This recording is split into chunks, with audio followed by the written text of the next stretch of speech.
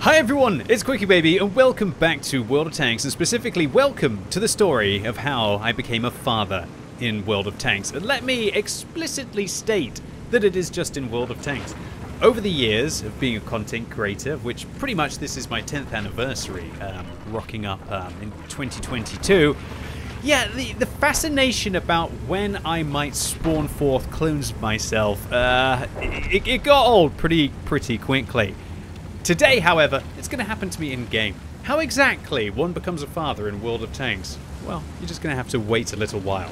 So today, I'm playing in the Oni in a terrible matchup.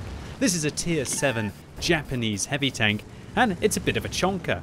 It's a very big tank, especially for tier 7. It's possibly the biggest tank, I'd say, tier for tier in the game, although you could probably say that for all of the Japanese heavies, starting from about tier 5 with the OI Experimental. This vehicle weighs 100 tons, outrageous for a tier 7 vehicle, where most tanks are about 40 tons, I'd say, even if they're heavy tanks at around about this tier. I've got myself in a horrible matchup in this scenario against tier 9 tanks, and as everyone knows, the Oni is specialized at being a big chonker that can brutalize its opponents if they can't manage to penetrate it. However, in this kind of a matchup, yeah, we don't really have too many uses for ourselves.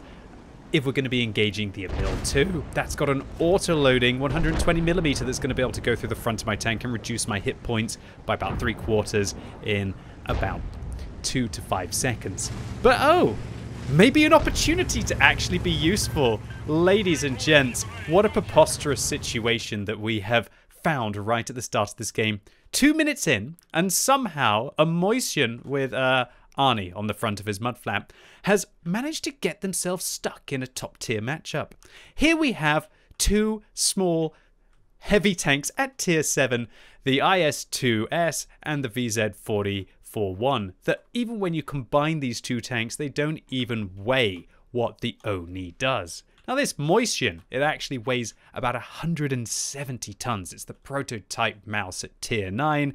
And so while these two people, I can't believe I missed it. I was obviously tired at the start of the day. That's not really the time that you want to be tired and focus so much about the vehicles above me, including this cheeky Black Prince, more on that in a second, that I didn't notice that they were trying for a while to be able to save this Moistion. So step aside, little tanks, as the big Japanese vehicle comes to try and see if it can manage to get through this. And I can't believe it. Can you believe there's a tier 7 tank that makes a tier 9 heavy look small? And through the magic of this process, and also a little bit of support from the IS-2S, creating some kind of like parallel, helping with the delivery. Thank you so much to the midwife, the IS-2S there, to assist me in becoming a father of this Moistion. And I just thought that there was something absolutely ridiculous about a tier 7 heavy tank managing to somehow get your top tier heavy, your 170 ton Moistion, back on their 2 tracks to hopefully be able to be impactful in this game.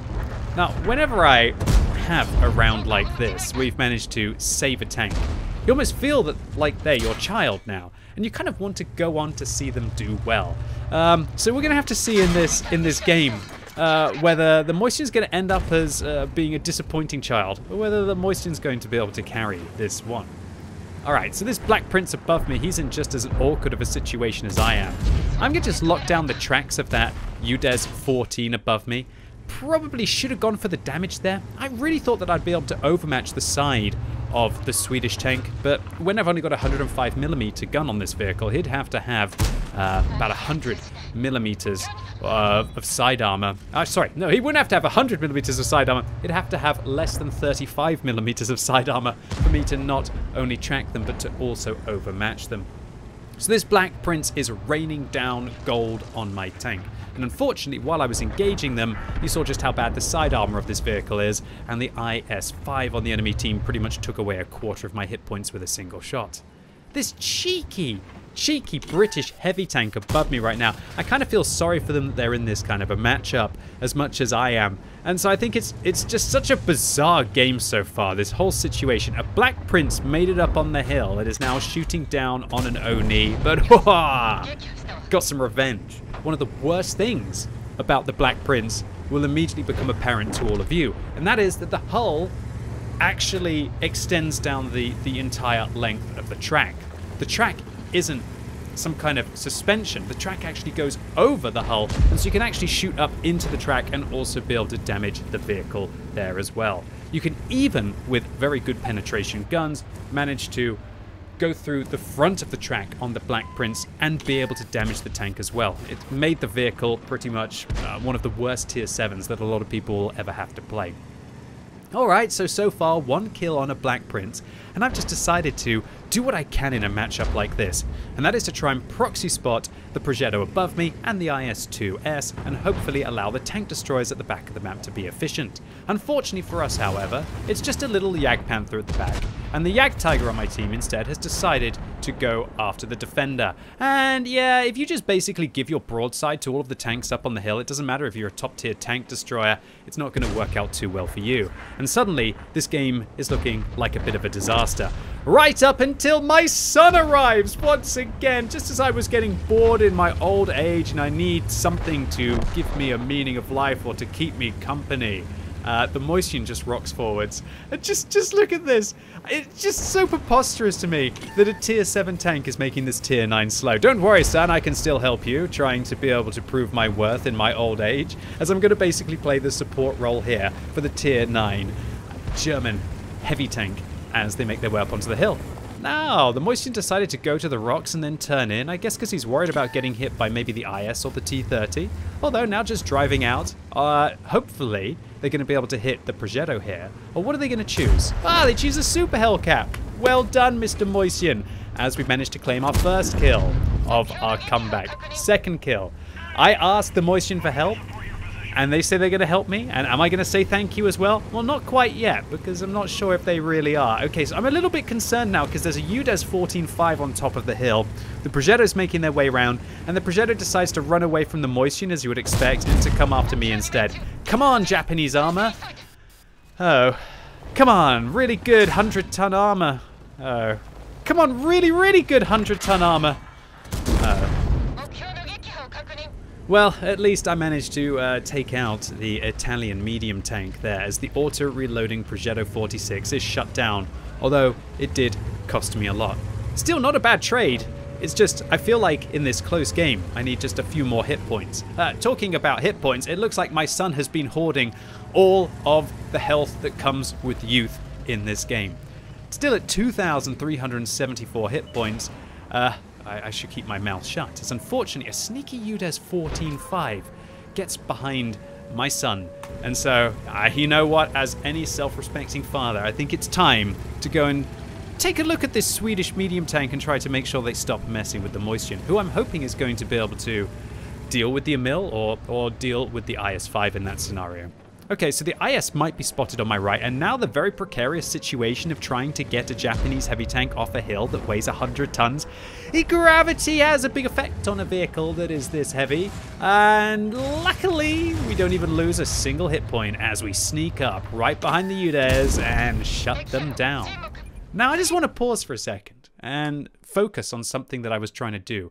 Heavy Tank 14 for the Object 260, of course, on my free-to-play account, as I already have the 260 on my main account.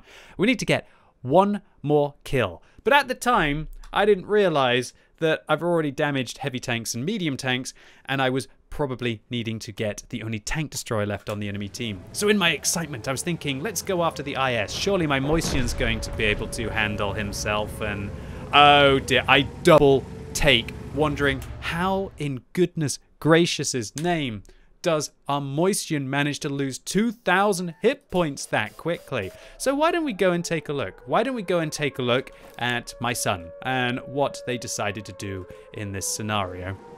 Okay, so focused on the UDES that I was going to flank around and be able to finish off. After this, then my son decides to use my life that I gave him to drive off a cliff and then get stuck for the second time. Giving the Emil 2 the easiest pen. Oh, goodness gracious. I don't know what to say. Yeah, is it a case of kind of like trick me once, shame on you, trick me twice, shame on me? Or is it a case of just children always wanting to disappoint their parents? Or is it alternatively a case of the apple doesn't fall far from the tree? And I'm just managing to ram this IS here, hopefully get rid of them, and then... At the time, I was incredibly frustrated because I thought that I was literally a couple of seconds away from completing Heavy Tank 14, and then that sneaky T-30 managed to get a side shot into me. What a stupid game of World of Tanks in every regards, playing free-to-play in an Oni against top-tier Tier 9 tanks, saving a moisture that ends up disappointing me, and a heartbreak at the end. This one certainly had it all. So, here's the post-game stats. We managed to get ourselves a 3rd class medal because we didn't get any battle hero achievements in this game to be able to get the Courageous Resistance. That's still enough to get 704 base experience. We finish on top of XP, managing to pick up 4 kills, which I was happy about. The Kunze-Panzer on my team, however, did 5,200 damage, which is very impressive.